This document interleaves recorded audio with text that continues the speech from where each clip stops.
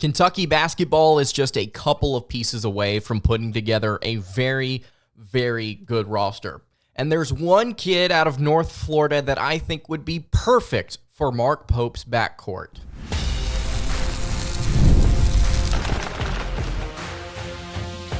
You are Locked On Kentucky, your daily podcast on the Kentucky Wildcats, part of the Locked On Podcast Network, your team every day. All right, what's going on, Big Blue Nation? Welcome on into Locked On Kentucky, your daily Kentucky Wildcats podcast. I'm your host, Lance Dawe. On today's episode of Locked On Kentucky, we are going to be discussing a player that Kentucky basketball has reached out to, just received an invite to the NBA G League Combine, a player out of North Florida that I believe would be perfect for Mark Pope's backcourt. Also on today's episode, we're going to take a look at the top 5 transfers that I believe would be the best fit for Mark Pope and this team, and we're going to rank them accordingly. Thank you so much for making Locked On Kentucky your first listen every single day. Want to remind everyone out there that we are free and available on all platforms, and if you are watching on YouTube, I would greatly appreciate it if you subscribed to the show, and if you are listening on podcast, I would appreciate it if you subbed there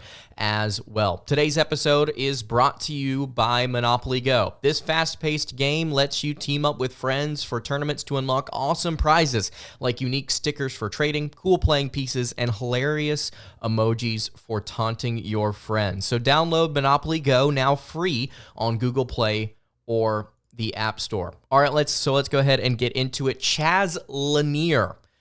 Chaz Lanier out of North Florida UNF. He has been I shouldn't say offered. He has been contacted by Kentucky, although you can assume every player that Kentucky has contacted has at least been given some form of an offer, and I do believe that this kid would be perfect for Kentucky's backcourt this upcoming season. So if you watched the most recent episode of Locked On Kentucky, or if you listened to it, you heard us talk about what Kentucky needs to kind of fill out the rest of their roster. They now have 9 players for next year's team, which is just insane to think that Mark Pope went out and got 7 different transfers and flipped a kid from his commitment at his previous school to kind of start things off here so quickly. He put together what looks like a very good roster on paper, but there are a couple of different holes, right? There are a couple of different spots that still need to be filled. Chaz Lanier, I think, fills the first role that Kentucky needs. They need a bucket getter at shooting guard. They need somebody on this team that can score in waves. And Lanier from North Florida was one of the most efficient and one of the highest scoring guards in the country a season ago. And I would love to see him in a backcourt with somebody like Travis Perry or Kerr Kriisa or Lamont Butler. He would be perfect. 6'4" guard, again, playing for the Ospreys. I believe that is their mascot. A season ago, North Florida went 16-16 with Lanier being the primary ball handler and playing a very large portion of North Florida's minutes a season ago. He statistically, again, extremely efficient. He shot 43.4% from 3, 60% from inside the arc, again, as a 6'4" guard, while averaging 19.7 points, 4.8 rebounds, just a shade under 2 assists, just a shade under a steal per game, while shooting, again, 51% from the floor, even 44% from 3, 60% from inside the arc. It literally does not get better than that on the market right now. For somebody coming up from the mid-major ranks that wants to go play at a Tennessee or a Maryland or even a BYU, those are some teams that are involved in his recruitment right now. He would be somebody excellent. And before we kind of dive into this show, I do want to say this off the top. For those of you out there that look at this kid and say he played well because he played at a mid-major level, I think that line of thinking is just simply incorrect. I've seen a lot of people online criticize not just Kentucky, but other big-time programs because of the type of player that they bring in. They bring in players from these quote-unquote no-name schools. And I really think that we need to start kind of adjusting our mindset to the new age of college basketball. Because if you looked at the SEC last year, two of the best players in this conference, in Mark Sears and Janai Broome, and Dalton Connect, actually, if you want to add him, or Dalton Necht, if you want to add, is it Connect? Is it Next? I keep forgetting. It's Connect. Connect was from Northern Colorado. Mark Sears was from Ohio, not Ohio State, the Ohio Bobcats. Janai Broome was from Morehead State. All of these players came from those no-name schools and absolutely lit the SEC up. There's no room here now to discuss whether or not these mid-major players are going to succeed at the next level. Antonio Reeves came from Illinois State. We need to stop looking at these kids and where they came from in their star rankings and start to consider more, okay, how do they fit the system that we want to run in college basketball? Are they good college players? And I think that's something that Mark Pope's really going to emphasize, and I think he's proven that with his transfer portal additions over these past couple of weeks. Lanier, very, very good at his level, and I think will be very good when he steps up to a Power 6 level, either at Kentucky or at another school. Let's look at the stats here. 66% at the rim specifically. That was 31% of his field goal attempts. That is flat out excellent for a guard. He shot 55% on left break threes, which is 23% of his field goal attempts. That right there is also a borderline unheard of number. 36% on right break threes, which is 21% of his field goal attempts, so still 3% above college basketball's average. 39% on left corner threes, which were about 8% of his field goal attempts. That's 6% above college basketball's average. He had a 12% assist rate, but he played mostly one off ball, and whenever he did have the ball in his hands, he was going to score. UNF last season loved to take threes, and Lanier was UNF's best shooter. He shot 67% effective field goal percentage in catch-and-shoot situations. That was in the 96th percentile of scores a season ago. He's one of the best spot-up scorers in the country. He's excellent off of dribble handoffs, ball screens, and isolation. If you go and look at Synergy, he is in the 90th percentile or higher in spot-up, DHO, ball screens, and ISO. He's in the 93rd percentile of isolation scores. He does and did literally everything for UNF last year. He scored in a variety of ways. He was inside and outside. He was very effective at all levels. He's a great free throw shooter. He is a pure bucket getter at 6'4". This is what Kentucky needs. This is the kid that Kentucky needs to kind of round things out. Somebody that you can get the ball and get buckets with consistently. Love this player overall, and I'm excited to see where he goes, even if it's not to Kentucky, because I think he's going to be very entertaining to watch. Lanier is right there at the top of my board when it comes to the transfer portal additions that Kentucky is looking at. But who are some of the other portal players that Kentucky's looking at? Let's take a look at my top 5, and let's discuss how they would fit for Kentucky basketball. I'm going to rank them, and you are more than welcome to rank them in the comments below as well. Let's talk about that in just a second. Before I do that, though, I want to tell you guys about our friends over at LinkedIn Jobs. When you are hiring for your small business, you want to find quality candidates that are right for the role. And that's why you have to check out LinkedIn Jobs, because LinkedIn has the tools to help find the right professionals for your team faster and for free. It is not just another job board. They help you hire professionals you cannot find anywhere else, even those who aren't actively searching for a new job, but might be open to the perfect role. In a given month, over 70% of LinkedIn users don't visit other leading job sites. So if you're not looking on LinkedIn, you are looking in the wrong place. LinkedIn knows that small businesses are wearing so many hats and might not have the time or resources to hire. You can post your job for free at linkedin.com/lockedoncollege. That is linkedin.com/lockedoncollege to post your job for free. Terms and conditions apply. All right, continuing along here on the Monday edition of Locked On Kentucky. Lance Dawe hanging out here with you. Really appreciate you checking out the show today. Again, if you have not subscribed, whether that be on YouTube or on the podcast feed, I would appreciate it if you did so. And if you have not joined the Locked On Kentucky Discord, link will be in the description for that as well. So Chaz Lanier, 19.7 points per game on crazy efficiency a year ago with North Florida. Fifth-year senior in the transfer portal. He's taking a look at the G League right now after being invited to their combine. We will keep track of what Lanier does. Again, Tennessee, Maryland, BYU, 3 other schools that are also, I wouldn't say heavily involved, but right there in the thick of it. Curious to see if Kentucky makes a move. We talked about him as a transfer portal option. I would love to have him on the team. But let's rank the top 5 options in the transfer portal for Kentucky basketball, in my opinion. And if you want to leave yours in the comments below, you can absolutely do that. At LockedOnUK on Twitter is where you can find me if you want to give me your list. Let's start here at the top with what I have to assume is everybody's number one, and that is Jaxson Robinson, the transfer from BYU. Right now, Robinson currently going through the NBA draft process, trying to decide whether or not he stays in the draft or enters the transfer portal. He had not originally entered the transfer portal when Mark Pope had been hired at Kentucky, and now he has decided to enter the portal, and he is looking at a variety of schools. Don't really know what the decision is going to be from Robinson. It's been pretty quiet on that front. Is he going to go back to BYU? Is he going to come to Kentucky? Is he going to go elsewhere? Is he going to stay in the draft? We're not quite sure, and we talked about that on a recent episode. I think it's okay right now if Kentucky has a little bit of a break in the action, waiting to see what Robinson does. Now, what Robinson does in the transfer portal, how he interacts with the transfer portal, I think is going to dictate Kentucky's successes from here on out. Because right now, I think if Kentucky had their pick of the litter and they were able to just select kids and they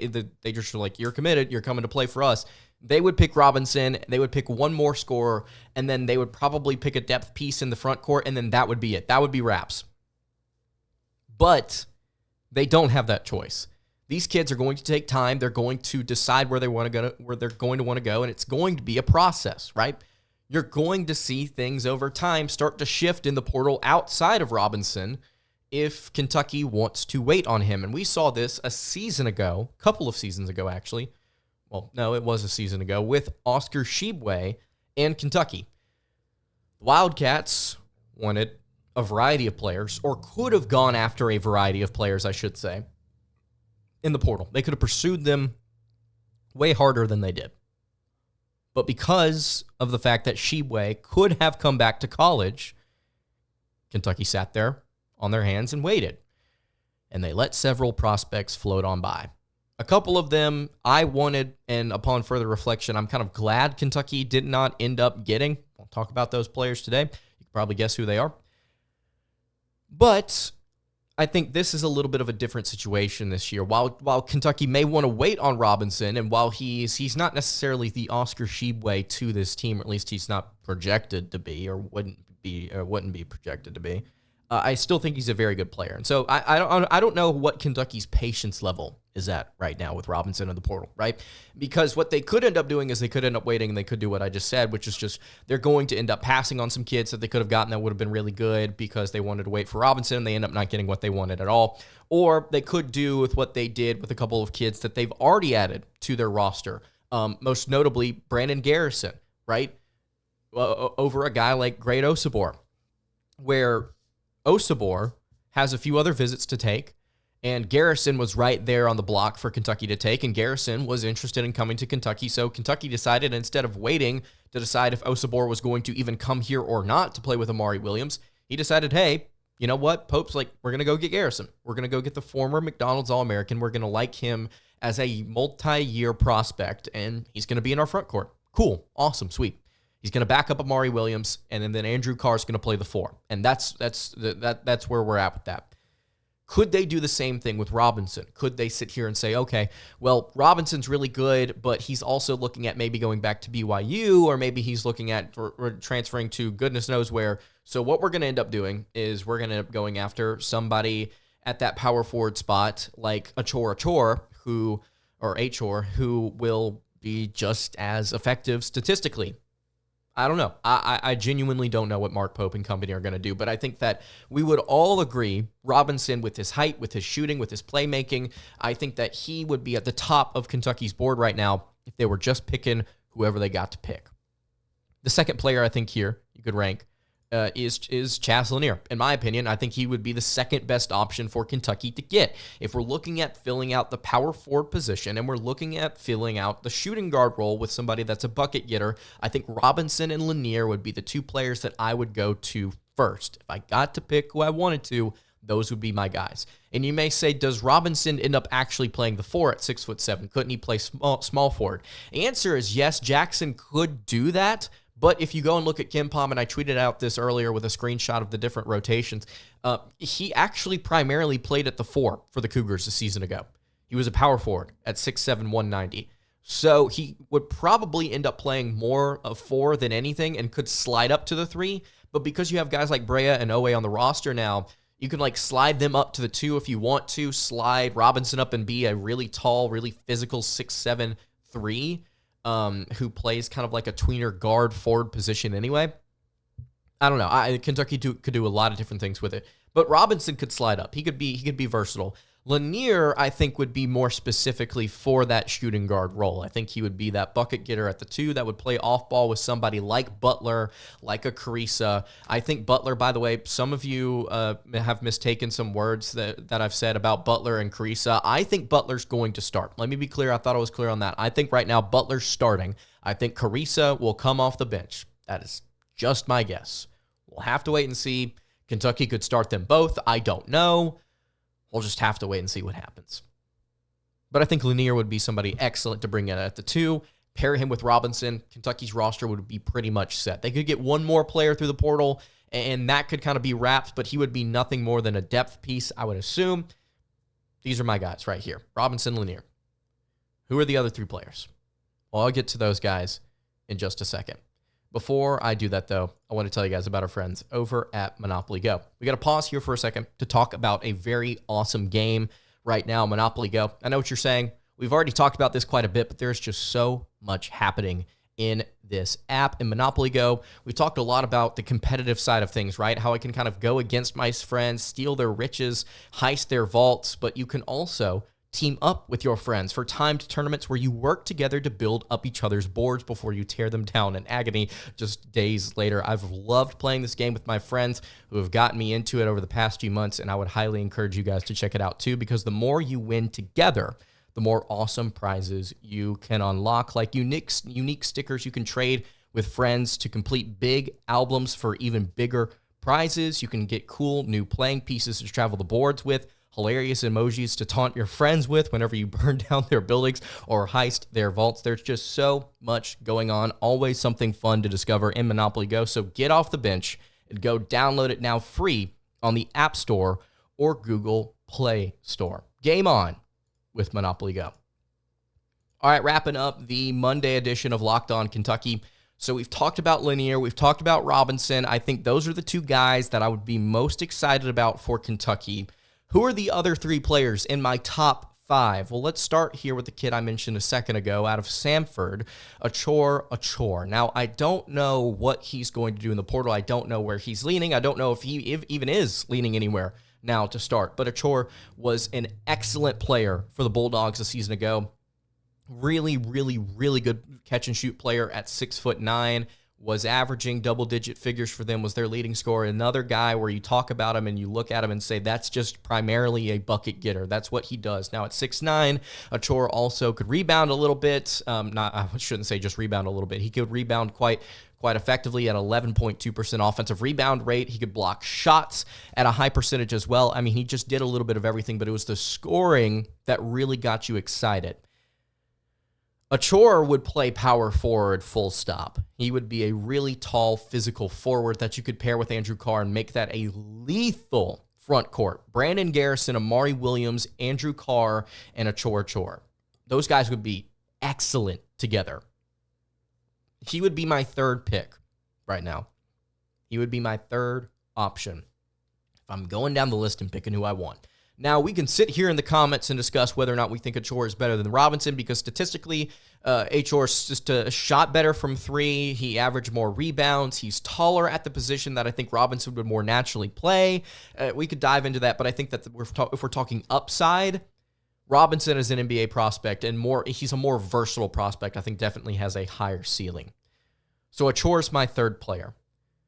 Kadary Richmond out of Seton Hall.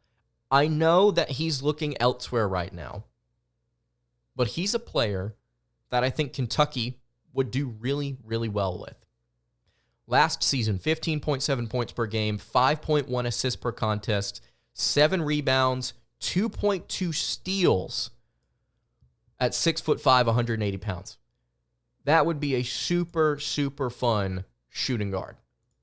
Super fun shooting guard for Kentucky basketball. High score, can distribute the ball, somebody in the backcourt that can also pass it around. He could also play point, I think, if you wanted him to at 6'5". I don't know if Kentucky wants to do that. You could have somebody like Carissa or Butler off ball. I don't know how they want to do that rotation just because of how, I think, versatile some of these different pieces are.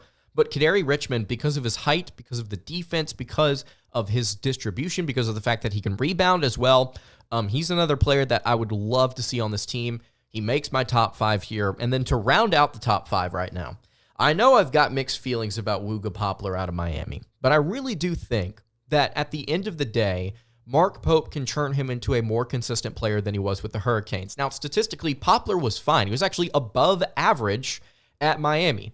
He was a good shooter. He was just overall a good player and a good forward/wing type. He could also play the 2. I guess he could play anywhere between 2 through 4 if Kentucky wants to run a small ball lineup. But anyway, point being, Poplar was not the most consistent player. He had a lot of really cold nights and was a volume shooter for them last season ago. And whenever he didn't shoot particularly well, Miami suffered, despite most of the time the team significantly outshooting him. He would be one of the reasons why they kind of either struggled or lost games offensively.